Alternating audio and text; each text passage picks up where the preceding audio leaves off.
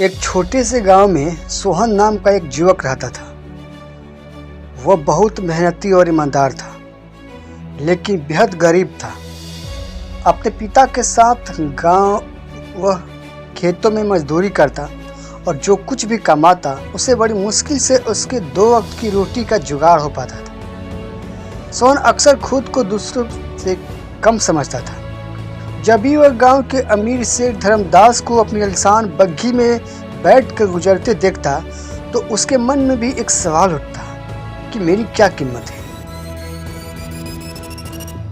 एक दिन सोहन सेठ धर्मदास के बगीचे में काम कर रहा था। तभी सेठ अपने किसी दोस्त के साथ वहां आए और सोहन की तरफ इशारा करते हुए बोले, ये देखो, ऐसे लोग दिन भर मिट्टी में काम करते हैं और शाम को कुछ सिक्कों के लिए हाथ फैला देते हैं। इनकी कीमत ही क्या है? 2 कौड़ी के लोग हैं। यह सुनकर सोहन का दिल टूट गया।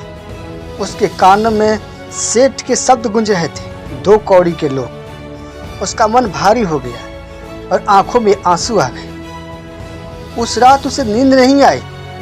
वह बस यही सोचता रहा, क्या सच में मेरा कोई मोल नहीं है? क्या मैं बस 2 कौड़ी का इंसान हूं?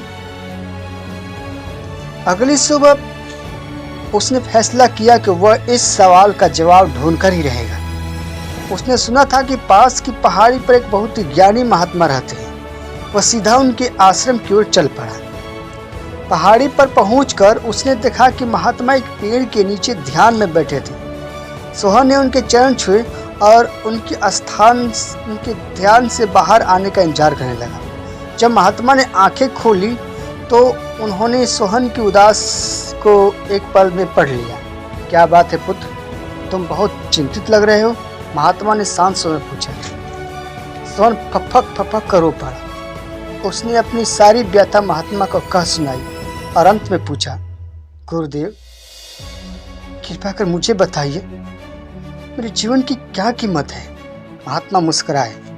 उन्होंने जमीन से एक साधारण सा चमकहीन पत्थर उठाया और सोहन के हाथ में रखते हुए कहा, पुत्र, मैं तुम्हें तुम्हारी कीमत जरूर बताऊंगा, लेकिन उससे पहले तो मेरे काम करना होगा।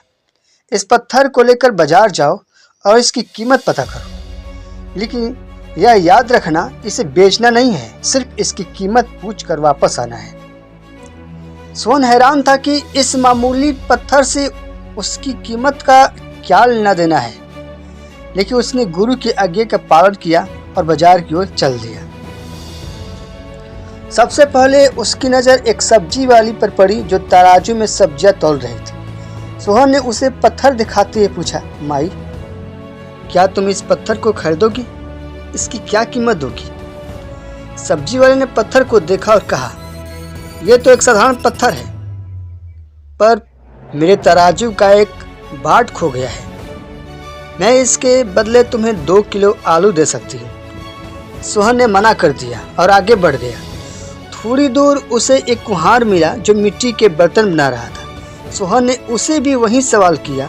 कुम्हार ने पत्थर को हाथ में लेकर परखा और बोला, यह पत्थर काफ़ी चिकना है, मैं इससे अपने बर्तन को चमकाने का काम ले सकता हूँ। मैं तुम्हें इसके बदले एक सुंदर सा घड़ा दे सकता हूँ। सोहन ने फिर से मना कर दिया और आगे बढ़ गया। अब वह शहर के सबसे बड़े सुनार की दुकान पर पहुंचा। दुकान हीरो और सोने के गहनों से जगमगा रही थी। सोहन थोड़ा झिझका, लेकिन हिम्मत करके अंदर गया। उसने सुनार को पत्थर दिखाया और उसकी कीमत पूछी। बूढ़े सुनार ने जैसे ही पत्थर को अपने हाथों में लिया, उसकी आंखें आश्चर्य से फटी की फटी रह गई। उसने पत्थर को बड़े ध्यान से परखा और एक लेंस लगाकर देखा और फिर कांपते हुए हाथों से उसे मखमल के कपड़े पर रख दिया। हे भगवान, तुम ये कहाँ से लाए? सुनार ने उत्तेजित होकर पूछा। ये तो एक अनमोल बिना तराशा हुआ हीरा है। दुनिया की सारी दौलत भी इसकी कीमत नहीं चुका सकती। बताओ, तुम इसके लिए क्या लोगे? मैं अपनी पूरी दुकान, अपना सब कुछ तुम्हें देने को तैयार हूँ। सोहन यह सुनकर सन रह गया। जिस पत्थर को सब्जी वाले 2 किलो आलू के बराबर समझ रही थी, वह असल में एक अनमोल हीरा था। उसे महात्मा की बात याद आई कि इसे बेचना नहीं है। उसने सुनार को धन्यवाद कहा और पत्थर लेकर वापस महात्मा के पास चल दिया। उसने महात्मा के चरणों में पत्थर रख दिया और बाजार में जो कुछ भी हुआ वह सब कुछ कह सुनाया। महात्मा ने सोहन के कंधे पर हाथ रखते हुए स्नेह से कहा, पुत्र, अब तुम समझे, तुम्हारा जीवन भी इसी अनमोल हीरे की तरह है। तुम्हारी कीमत इस बात पर निर्भर करती है कि दूसरे तुम्हें क्या समझते हैं। उन्होंने आगे समझाया, सब्जी वाली की तरह कुछ लोग तुम्हें तुम्हारी उपयोगिता के आधार पर 2 किलो आलू के बराबर आंकेंगे। कुम्हार की तरह कुछ लोग तुम्हारे हुनर को पहचान कर तुम्हें एक घोड़े जितनी कीमत देंगे। लेकिन एक ज्ञानी और एक पारखी व्यक्ति ही जैसे सुनार ने तुम्हारे अंदर छिपे अनमोल हीरे को पहचान पाएगा। सेठ धर्मदास जैसे लोग अज्ञानी हैं। वे हर चीज को सिक्कों में तौलते हैं, इसलिए वे तुम्हारी असली कीमत कभी नहीं समझ सकते।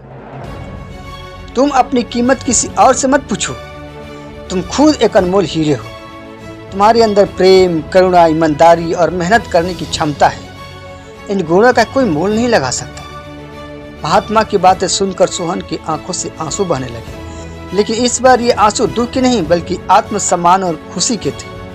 उसे अपने सवाल का जवाब मिल गया था। वह 2 कौड़ी का इंसान नहीं बल्कि एक अनमोल हीरा था। उस दिन के बाद सोहन पूरी तरह बदल गया। अब वह जब भी काम करता तो उसके चेहरे पर एक आत्मविश्वास और शांति होती। वह सेठ धर्मदास को देखकर मुस्कुरा देता, क्योंकि अब उसे पता था कि उसकी कीमत सेठ के शब्दों से कहीं ज़्यादा है। उसने मेहनत करना नहीं छोड़ा, लेकिन अब वह खुद को छोटा महसूस नहीं करता था। वह जानता था कि हर इंसान, चाहे वो गरीब हो या अमीर, अपने आप में अनमोल है। बस उसे पहचानने वाली नज़र चाहिए। Thank you.